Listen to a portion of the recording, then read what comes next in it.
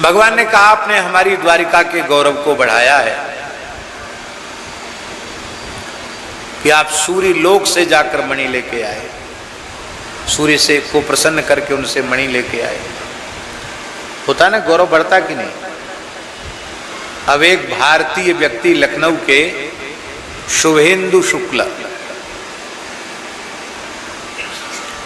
अंतरिक्ष यात्रा पर गए हैं, तो पूरे देश का गौरव बढ़ा कि नहीं बढ़ा।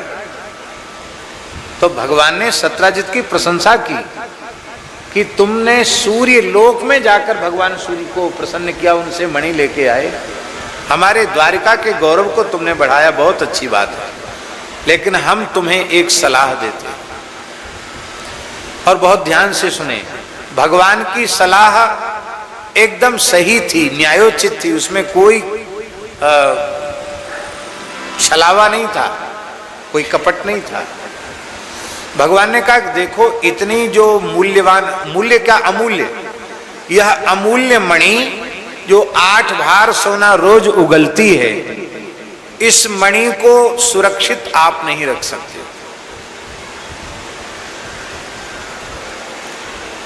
तो इतनी मूल्यवान मणि शक्तिशाली राजा ही सुरक्षित रख सकता है। इस मणि को आप महाराज उग्रसेन के पास सुरक्षित रख दो,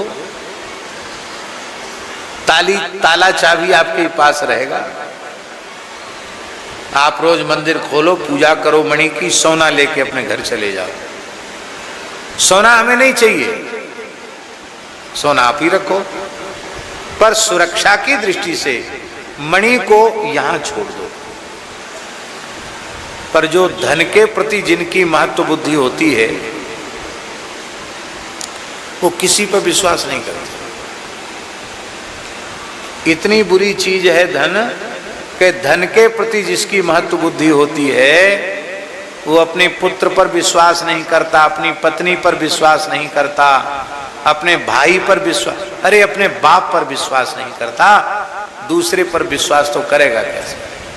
ये धन का दोष है, संदेह होता है। धनवान व्यक्ति को हर समय शंका रहती है, संदेह रहता है। तो मन में सोचने लगा कि देखो श्री कृष्ण कितने चतुर हैं, तपस्या हमने की, मणि हमको मिली और रख लेंगे अपने महल में और 1-2 दिन तो जाने देंगे, बाद में कहें जाओ रास्ता नापो। वाह, तपस्या हमने की, मणि हमने प्राप्त की, तो हम इनको क्यों देंगे। कुछ नहीं बोला भगवान से, हाँ ना कुछ नहीं बोला, और सीधे मणि लेकर अपने घर आया। उत्सव मनाए जाने लग गया मणि की प्राप्ति का, सारी बात बताई। तो सत्राजित का भाई था प्रसेन। प्रसेन बोला भाई साहब देखो बात ऐसी है, आप तो हैं सीधे, श्री कृष्ण कभी भी आपसे मणि छीन सकते हैं, किसी न किसी प्रकार से झांसा देकर मणि हथिया लेंगे, पर मैं बहुत दुष्ट प्रकृति का हूं, पूरी द्वारिका में लोग मुझे पहचानते जानते हैं। मैं इस मणि को अपने गले में बांधकर एक बार घूम जाऊंगा ना, तो फिर श्री कृष्ण भी निराश हो जाएंगे, वो कभी मणि मांगेंगे नहीं, मैं धारण करूंगा। हाँ सत्राजित बोले ठीक है, हमारा तो यह विष्ट है कि मणि कृष्ण न लें। देखो ये जो रत्न होते हैं, मणियां होती हैं, ये सबके अनुकूल नहीं होते हैं।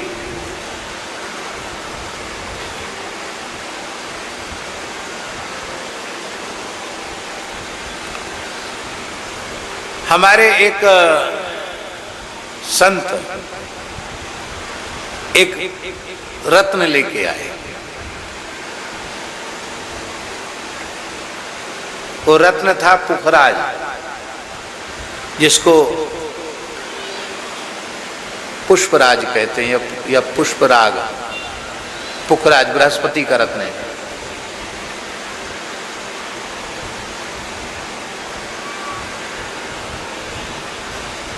अब धुन चढ़ी कि हम पुखराज पहनेंगे, भैया ठीक है, हम तो कभी किसी को मना करते नहीं, जो इच्छा हो सो करो। पर जन्मांग के अनुसार देखना पड़ता है कि हम रत्न धारण करें कि न करें। और बृहस्पति वार था, उसी दिन रत्न पहना और उसी गाड़ी में हम थे। एक गाड़ी जाके टकराई डिवाइडर से, और डिवाइडर से इसलिए टकराई कि अकस्मात एक मोटरसाइकिल वाला आ गया। तो मोटरसाइकिल वाले को बचाने के लिए ड्राइवर ने गाड़ी को मोड़ा और वो डिवाइडर पर चढ़ गई। नेशनल हाईवे जयपुर वाला, जयपुर और जो आगरा वाला मार्ग है, इसी की बात है। 6 लेन पूरी बड़े बड़े हाईवे, और डिवाइडर भी ऊंचा था। इतनी तेजी से गाड़ी चल रही थी, डिवाइडर पर चढ़ी, डिवाइडर पर, तो नीचे का भाग उसका खत्म हो गया एक प्रकार से गाड़ी का। ओ धुआं छूट गया। ये तो भगवान की बड़ी दया कि आग नहीं लगी। और जिन्होंने रत्न लिया था उनका माथा बड़ी जोर से टकराया। इतनी तेज से गाड़ी होगी तो टकराएगा। ये गुम पड़ गया माथे में, बड़ी जोर से चिल्लाए। गोरेलाल जी वाले भी बैठे थे, हम भी पीछे बैठे थे, हमको भी थोड़ी छाती में चोट आई। हमने कहा ये रत्न का प्रभाव। यद्यपि पुखराज ऐसा नहीं करता, लेकिन कोई भी रत्न, इसलिए रत्न धारण करने को मना नहीं है, पर अच्छे ज्योतिर्विद से पूछ करके तब रत्न धारण करना चाहिए, क्योंकि प्रत्येक रत्न किसी न किसी ग्रह का है और रत्न का प्रभाव होता है। गरुड़ पुराण में रत्न विज्ञान की विस्तृत चर्चा की गई है। हाँ? नीलम का तो बड़ा प्रत्यक्ष प्रभाव लोग बताते हैं, तमाम तरह तरह की कहानियां लोग, हीरे का प्रभाव, नीलम का प्रभाव। पर एक बात हम कहें, श्री राम नाम से बढ़कर, हरि नाम से बढ़कर किसी का प्रभाव नहीं। जिसने राम नाम मणि, कृष्ण नाम मणि, हरि नाम मणि अपने हृदय में धारण कर ली, अपने कंठ में धारण कर ली, अपनी जिह्वा पर धारण कर ली, उसे किसी हीरा मोती पन्ना पुखराज की जरूरत ही नहीं। तो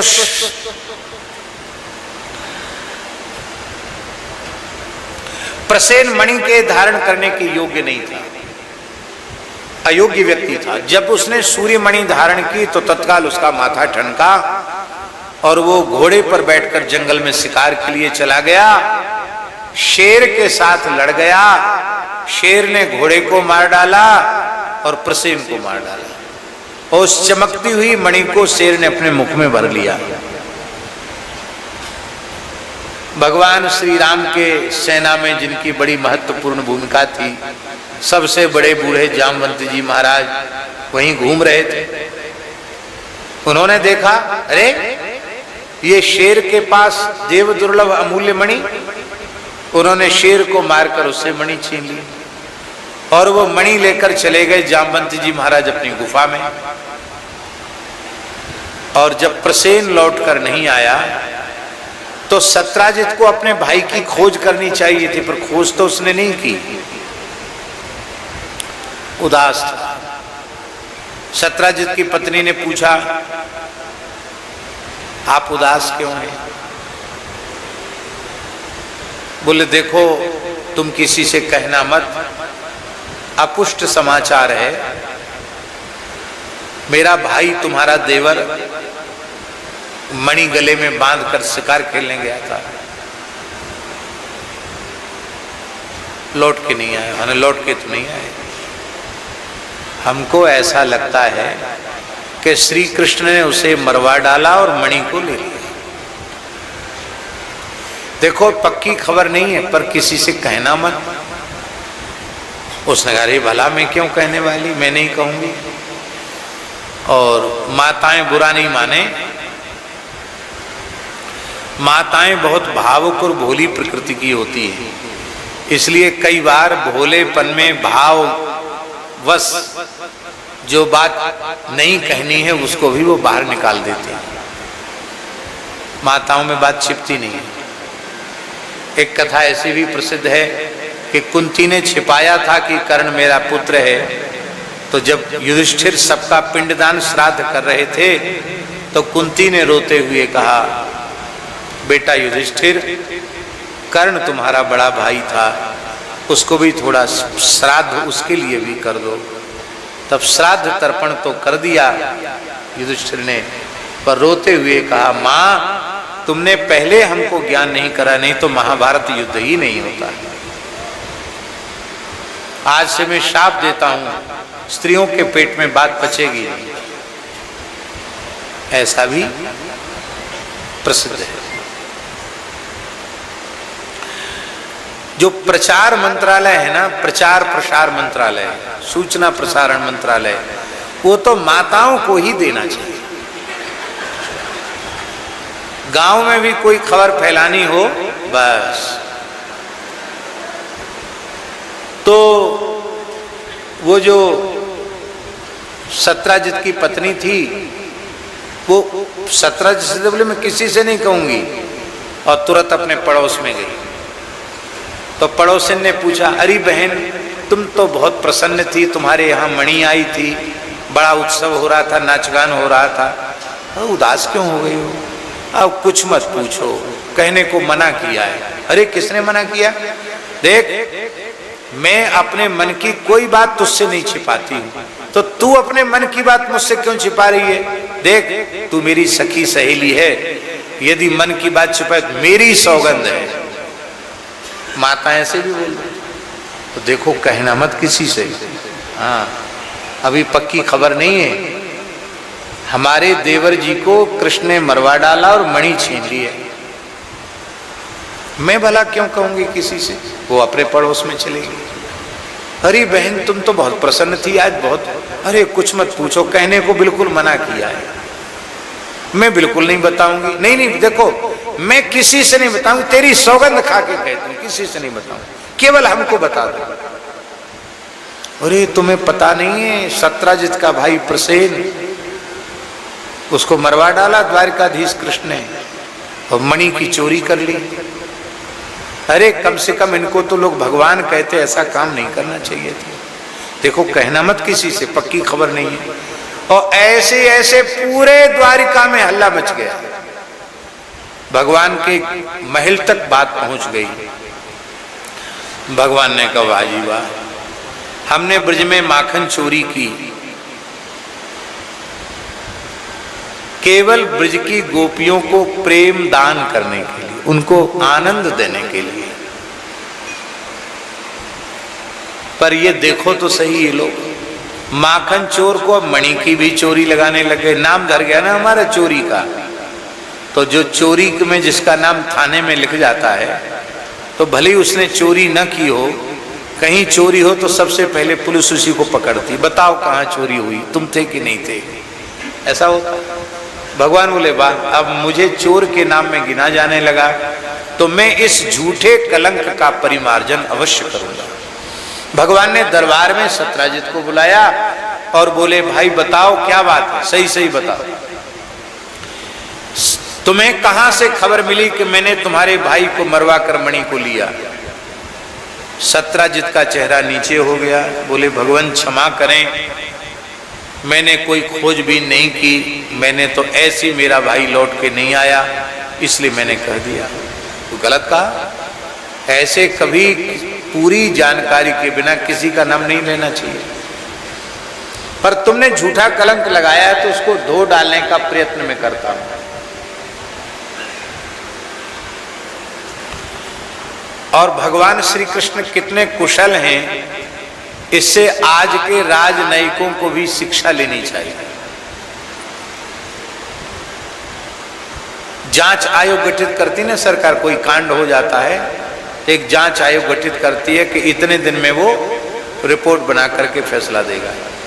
तो प्रायः जांच आयोग जो गठित होता है, वो सत्तारूढ़ दल अपने ही ढंग के अधिकारी या ऑफिसर अपने ही लोगों को जांच दल में रखता है। तो हम आपसे पूछते हैं, क्या वह जांच 100% सही हो सकती है क्या? आपका जो अपना व्यक्ति है वो आपके अनुकूल काम करेगा कि नहीं करेगा? भगवान श्री कृष्ण ने एक जो जांच आयोग जो गठित किया, उसमें भगवान ने सत्राजित के प्रतिपक्षी लोगों को रखा, उद्धव जी को भी रखा, अपने दल के भी लोगों को रखा, पर जो विरोधी दल था उस विरोधी दल को भी रखा। अब हम आपसे पूछते हैं, आज की राजनीति में जांच आयोग को गठित करते समय विरोधी दल को रखा जाता है क्या? बोलो, बहुत कम, एकाध कोई उदाहरण मिल जाए तो मिल जाए, ऐसा नहीं। भगवान ने सत्राजित के पक्षपाती लोगों को भी रखा, जिसमें कोई यह आरोप न लगावे कि श्री कृष्ण ने मनमान मनगढ़ंत रिपोर्ट बनाकर पटल पर रख दी। और उस प्रतिनिधिमंडल का अध्यक्ष किसको बनाया? स्वयं नहीं बने, अक्रूर जी को अध्यक्ष बनाया। चाचा जी हैं, बड़े बूढ़े, अक्रूर जी को अध्यक्ष बनाया और विचरण किया तो सबसे पहले मरा हुआ शेर मिला, प्रसेन मरा हुआ मिला, फिर एक रीछ के पद चिन्ह मिले। उनका आश्रय लेकर भगवान द्वारकाधीश कृष्ण जैसे ही जाम्बवंत जी महाराज की गुफा में प्रविष्ट हुए, वहां एक छोटा सा बालक मणि से खेल रहा था, धाय उसको खिला रही थी और भगवान श्री कृष्ण को देख करके ही धाय चिल्लाई और वो बालक भी चिल्लाया। देखो, अजनबी व्यक्ति को देखकर बच्चे रोते हैं। जामवंत जी महाराज भीतर थे गुफा में, उन्हें कम से कम पूछना चाहिए था, श्रीमान जी आपका नाम क्या है, आप कहां से आए हैं, आप कौन है, आपका परिचय क्या है, आप किस लिए आए? कुछ नहीं पूछा, सीधे भगवान से युद्ध कर दिया। एक दिन दो दिन युद्ध नहीं चला, 27 दिन 27 रात्रि तक अखंड युद्ध चला, बिना खाए पिए, बिना सोए, दिनों रात द्वंद्व युद्ध, घूसों से युद्ध चला। आजकल होती है ना विश्व चैंपियन मुक्केबाजी होती है, वो मुक्केबाजी हुई। 27 दिन 27 रात तक भगवान लड़े। 28वें दिन भगवान ने ऐसा एक घूंसा जमाया जामवंत जी को कसकर छाती में, उस एक घूंसे में ही जामवंत जी को चक्कर आ गया, गिर गए और उनके मुंह से रक्त आ गया, खून आ गया मुंह से, इतना जोर का घूंसा था। थोड़ी देर बाद जब उनको होश आया, तब जामवंत जी विचार करने लगे कि मैं कोई सामान्य ऋक्ष नहीं हूं, रीछ नहीं हूं, ब्रह्मा जी ही जामवंत जी के रूप में आए सेवा में, राम जी की सेवा में। मैं शिव जी हनुमान जी के रूप में आए, ब्रह्मा जी जामवंत जी के रूप में आए, तो मैं ब्रह्मा जी का ही स्वरूप हूं। और एक घूंसे में मेरी नस नस ढीली कर देने वाला, रक्त से खून की उल्टी करा देने वाला परब्रह्म परमात्मा के अतिरिक्त कोई नहीं हो सकता, इतनी शक्ति किसी में नहीं है। और जैसे ही उन्होंने ध्यान देकर भगवान कृष्ण की ओर देखा, तो वहीं उन्हें धनुष बाण धारण किए राम जी दिखाई पड़े। ये है राम कृष्ण की एकता। कृष्ण का दर्शन कर रहे हैं पर राम रूप में उन्हें कृष्ण का दर्शन हो रहा है।